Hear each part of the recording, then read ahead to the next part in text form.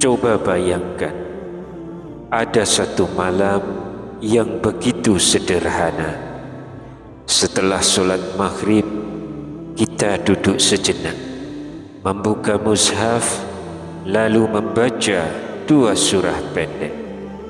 Tapi siapa sangka, hanya dengan amalan ringan itu, Allah janjikan perlindungan dari azab kubur, ringannya hisab di hari kiamat, bahkan pahala sebesar malam Lailatul Qadar. Subhanallah, bukankah ini peluang emas yang tak boleh kita lewatkan? Assalamualaikum warahmatullahi wabarakatuh. Bismillahirrahmanirrahim. Alhamdulillahi rabbil alamin, wa bihi nasta'inu ala umurid dunya waddin, wassalatu wassalamu ala ashrafil mursalin wa ala alihi wa sahbihi ajma'in, amma ba'd. Semoga Allah subhanahu wa ta'ala senantiasa melimpahkan rahmat, kesehatan, keberkahan rezeki, dan kemudahan dalam segala urusan kepada sahabat-sahabat semua yang sedang menyimak kajian ini dimanapun berada. Dan jangan lupa, silahkan tuliskan doa dan hajat sahabat-sahabat semua di kolom komentar.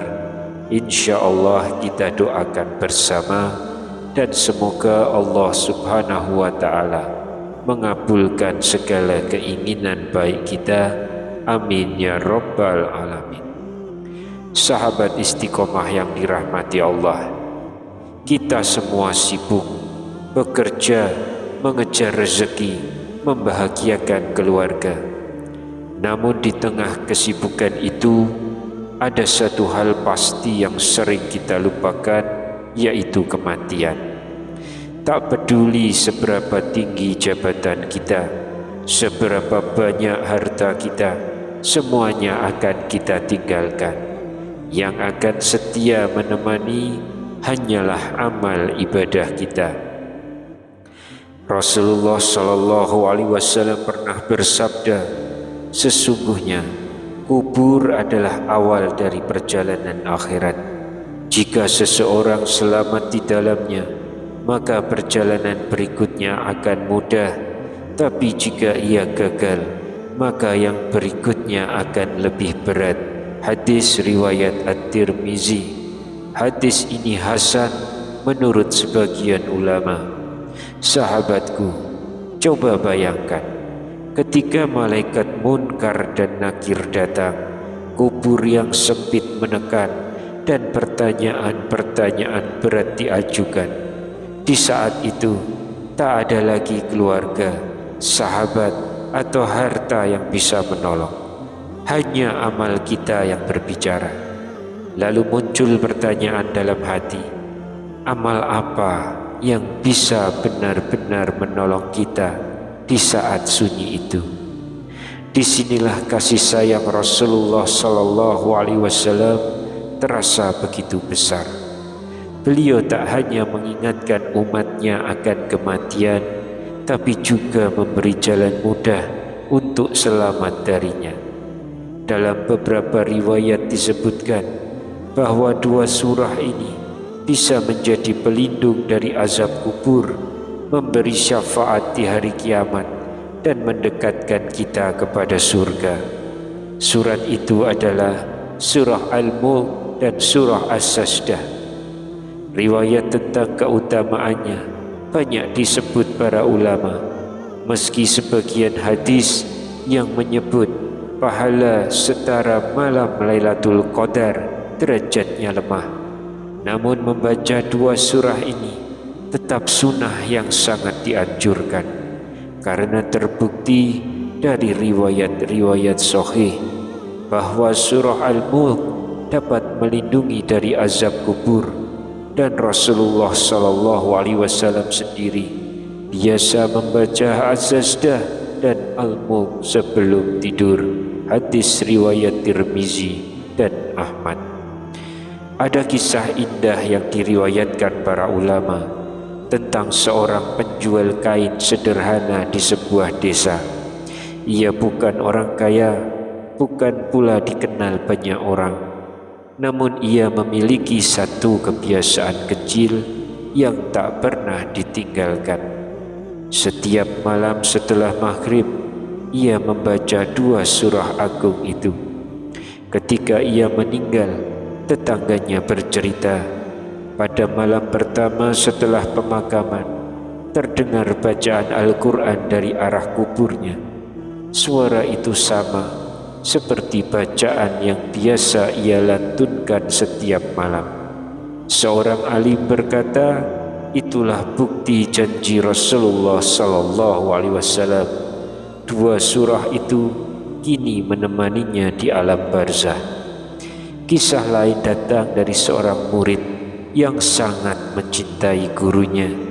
Sang guru selalu berpesan, "Nak, jangan pernah tinggalkan membaca 2 surah ini setelah maghrib. Aku yakin kelak mereka akan menjadi pembela kita di kubur." Beberapa tahun kemudian sang guru wafat, dan si murid bermimpi bertemu gurunya. Wajahnya bercahaya.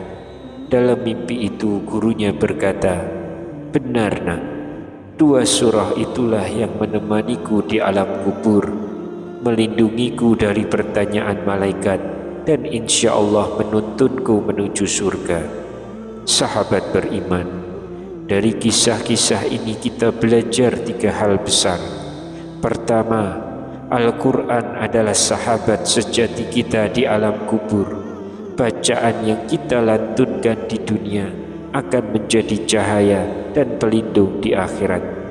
Kedua, amalan kecil tapi istiqomah jauh lebih dicintai Allah daripada amalan besar yang terputus-putus. Dan ketiga, kasih sayang Nabi SAW kepada umatnya begitu besar.